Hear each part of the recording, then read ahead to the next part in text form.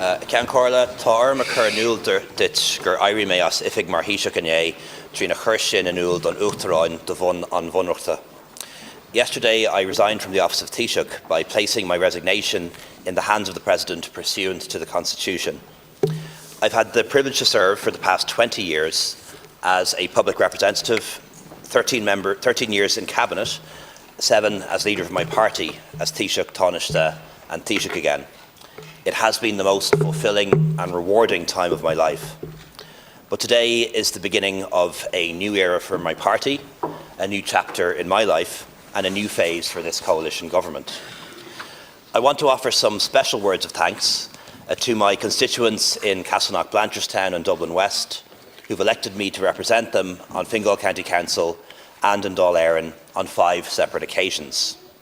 I shall continue as their TD and look forward to being a full-time parliamentarian and constituency TD again.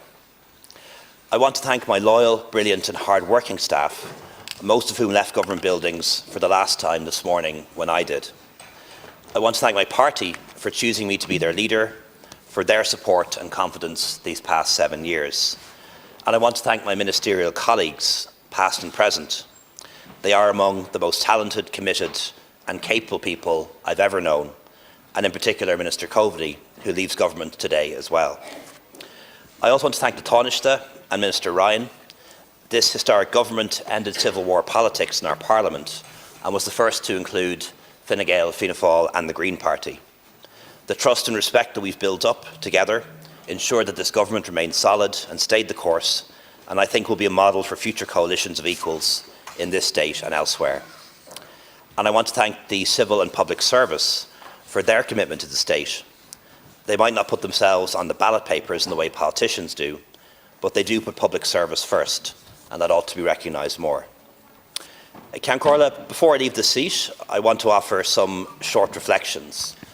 The first is that Ireland is a great country.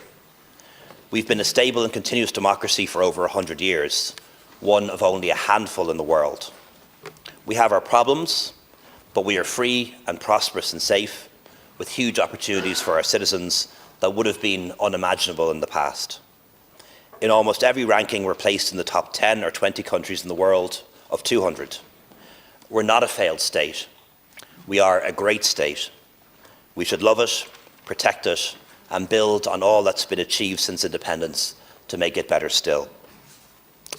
The second is that most, if not all, of the problems that we've faced in the past 15 years have been international or external in origin, or have had an international dimension to them.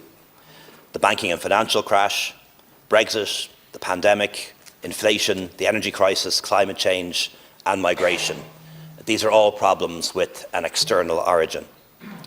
Even challenges like health and housing that are more domestic in nature have a strong international element too.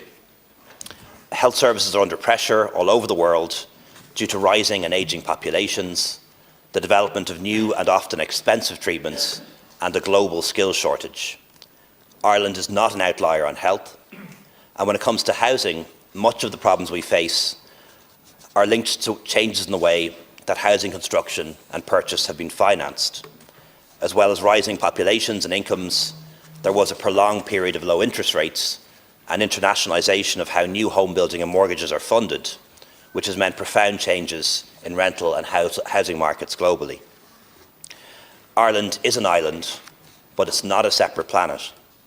And it's a fallacy to believe that most of our problems are homegrown or due to any particular political party or ideology.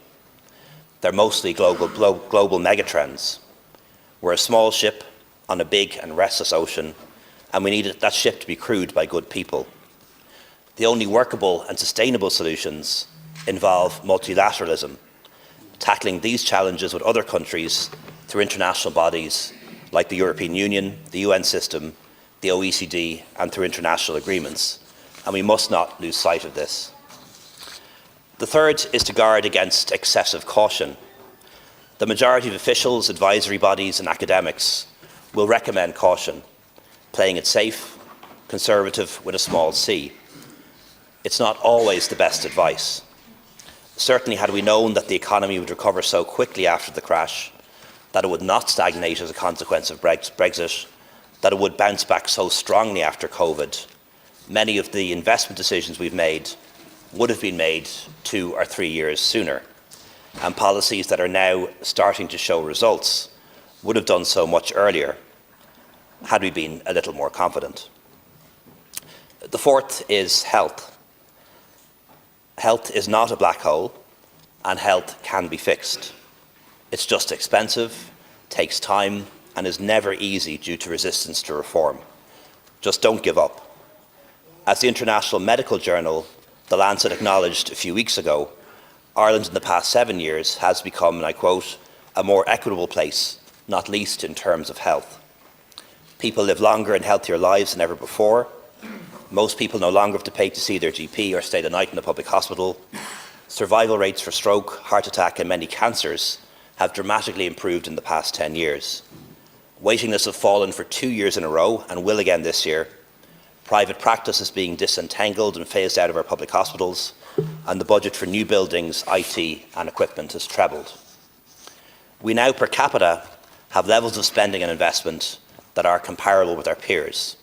More nurses per head than almost any country in the developed world, more doctors per head than most developed countries, including Britain and Australia, albeit not always doing the right work in the right places with the right support.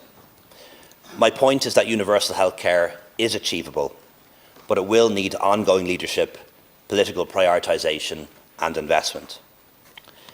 The fifth is national security. For the first time in decades, we have a full-scale war in Europe, with Russia's invasion of Ukraine. Sweden has abandoned 200 years of neutrality. Finland has joined NATO. Some European countries are debating the reintroduction of national service, others raising taxes, cutting spending and reducing public holidays to pay for increased defence expenditure. European leaders I speak to see very dark clouds on the near horizon. They may be wrong. I hope they're wrong. But we cannot assume they are, or ignore the growing risks of a world in which democracy is in retreat and autocrats become ever more powerful. Our geography and our neutrality does not protect us in the way it did in the past, and the nature of security threats has changed utterly. We have to be prepared for the consequences of an attack on an EU country and how we would respond to that. The final is about politicians. There has been much debate about the change in tone in political debate, the growth and encouragement of anger, a new coarseness and even toxicity. It's true that these are reflections of changes in our society and are not unique to politicians. They're also amplified by algorithms and social media. But it's also something that we are, at least in part, responsible for ourselves. We should not twist each other's words, misquote each other, misrepresent each other, or demonise each other. And we should be much slower to question each other's motives. Above all, we need to learn to disagree better. I've worked with members in government, with 4 different parties and independents, and I've seen people move from the opposition benches to the government ones and back again. In my constituency and on many campaigns, I've worked with people from political traditions and perspectives that are opposite of mine. With very few exceptions, they are all people who are motivated by a desire to improve their country and communities, which they care about deeply. If we want politicians to be more respected, we have to respect each other a little bit better. Ceann Comhairle, working with colleagues, I've had the honour of helping to lead Ireland from unemployment to full employment, from budget deficits to budget surplus, to a point where we have the resources to invest in public services and public goods in a way we could not in the past. Through a pandemic in which we saved lives and livelihoods, through Brexit where we prevented a hard border between North and South and protected our place in Europe, we've made the country more equal and more modern when it comes to the rights of children, the LGBT community and women, and more recently we've led the country through inflation and a cost of living crisis, the worst of which is now thankfully behind us. We've made work pay better, with higher pay and lower personal taxes, the introduction of a living wage and statutory sick pay, pay-related benefits and better family leave. And I was very pleased that at my last Cabinet meeting, we approved legislation to introduce auto-enrolment ensuring that all workers will have an occupational pension to top up their state pension when they retire. This is a transformative reform that will make a real difference in the lives of millions of people for decades to come and make our country richer and more financially secure. I'm also pleased that during my time as Taoiseach, we've doubled spending on the arts, culture and sport. This is making a real difference now and will continue to do so into the future. We've increased our spending on international development, expanded our diplomatic footprint around the world, building on Ireland's already strong soft power, and the National Broadband Plan is underway, bringing fibre-based internet connections to every home, school, farm and community in Ireland. I'm also proud that we, as Irish people, have welcomed over 100,000 refugees from Ukraine to our shores when they needed our protection, notwithstanding the enormous challenges that it brought. We've reduced consistent poverty and income inequality, and housing construction has more than doubled since 2017, with 500 people becoming homeowners every week now, the highest number in almost 2 decades. More people are attending higher and further education than ever before, and from more diverse backgrounds than ever before. Greenhouse gases emissions are now falling, renewable energy is booming, and Ireland is no longer a laggard on climate change. We are turning the tide on climate and biodiversity loss. With the North-South Ministerial Council having met yesterday, the Good Friday Agreement institutions are working again, and the trading relationship with the United Kingdom in the post-Brexit era is settled and stable. Of course, there are many areas in which we've been much less successful as a government, and some in which we've gone backwards, and these are problems still to be solved. There will always be problems to be solved, and always more work to be done. This work will now be led by others. Finally, I want to take this opportunity to wish Minister Harris every success in his new role as Taoiseach. I always knew he would be Taoiseach one day. This is perhaps coming a little bit sooner than he might have planned or expected, but I know he will rise to the occasion.